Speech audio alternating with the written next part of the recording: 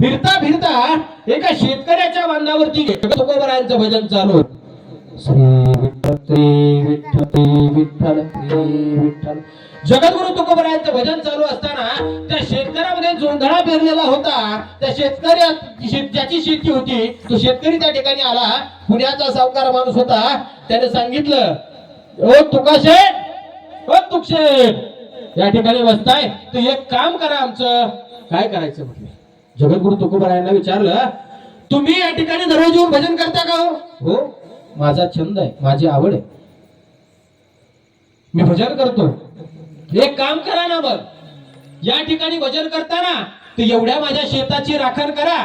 मी तुम्हाला एक मनभर धान्य देईल. किती? एक मनाला आपलं ठरलं. आणि तो शेतकरी निघून गेला. जगद्गुरु तुकोबरायांच्या मनामध्ये असं आलं की आपण प्रपंचासाठी आतापर्यंत काहीच नाही केलं. मग प्रपंचासाठी जर आज आम्हाला काहीतरी भेटते आणि माझं भजनही होतंय, मग काय हरकत आहे. जगद्गुरु तुकोबरा त्या ठिकाणी ठियाच मांडला. त्यांनी काय करतात ते रानामध्ये राखणीसाठी माळा केला.